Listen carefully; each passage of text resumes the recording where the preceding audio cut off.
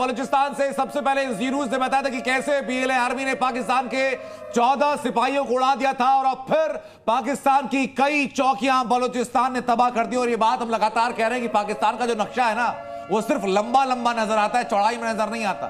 एक तरफ से भारत लगातार पाकिस्तान को पीट रहा है, तो दूसरी तरफ पाकिस्तान ने इधर से बचाने के लिए जैसे ही बीएलए के तरफ की बलूच की तरफ की चौकियां खाली की, डिप्लॉयमेंट इधर आए तो बलूचों को मौका मिल गया। यानी अब टू फ्रंट पाकिस्तान से इस वक्त झेल रहा है सर। जी जी जी। और नीचे से भारतीय नेवी जो है वो पुश कर रही है, ऊपर से पश्तून का इंतजार और है। अगर वो पुश करेंगे देखिए तो पाकिस्तान कंप्रेस होके, तालिबान वहां से ऑलरेडी मार्च कर चुका है, होंगे। हाँ। ड्यूरन लाइन क्रॉस कर चुके हैं। वो तो बोलते हैं कि हमारे हैं, ये लाइन है ही नहीं, है ही नहीं लाइन। तो है, मैं तो कह रहा हूं सर, इस बार जो एलओसी की भी नई लाइन, नई सीमा खींचने की तरफ भारतीय सेना लगातार बढ़ रही है। जिस तरीके से पाकिस्तान के हर एक शहर को लगातार अटैक पर लेकर के खत्म कर दिया जा रहा है और अपडेट लगातार न्यूज़ आपको बता रहा है। इधर भारतीय सेना, भारतीय थल सेना, भारतीय वायु सेना जो एक्शन ले रही है उसकी पूरी अपडेट। तो उधर से बीएलए ने क्या एक्शन कर दिया है पाकिस्तान के ऊपर, कैसे पाकिस्तान की चौकियों को निशाना बना लिया, ये भी आपको हम बता रहे हैं। यानी कि मिनट दर मिनट पाकिस्तान की जो तबाही की तस्वीर है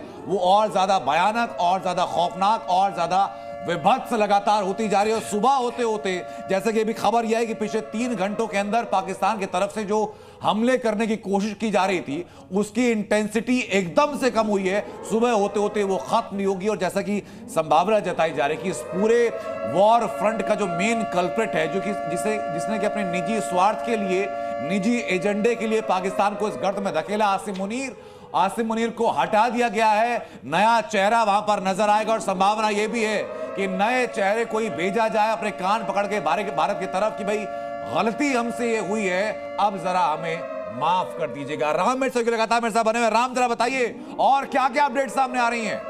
बिल्कुल, अपडेट बहुत बड़े हैं। लाहौर की स्थिति अगर आप देखेंगे, कुछ नई तस्वीरें जो सामने आई हैं, कुछ देर के बाद हम वो भी दिखाएंगे। पूरी तरह से तबाही नजर आ रही है। और एक कहावत है ना कि जो लाहौर नहीं देखा वो जन्मा ही नहीं।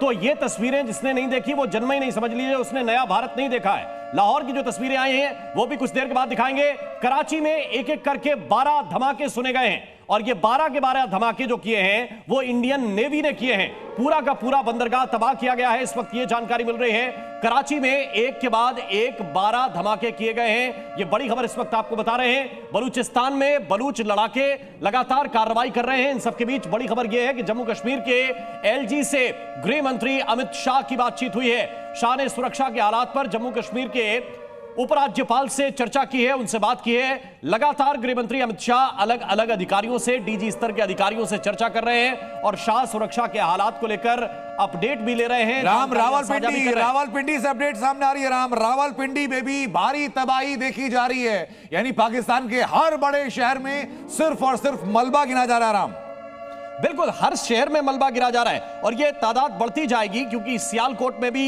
यह जानकारी थी कि तकरीबन सैकड़ों गांव खाली कराए गए हैं। और उसकी वजह यह है कि इतना विध्वंसक यह हमला था जिसे झेल पाना पाकिस्तान के बस की बात नहीं थी।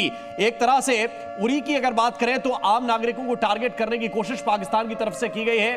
जो एलओसी के आसपास के इलाके हैं वहां पर लगातार शेलिंग पाकिस्तान की तरफ से की जा रही है और उतना ही मुंहतोड़ जवाब दिया जा रहा है।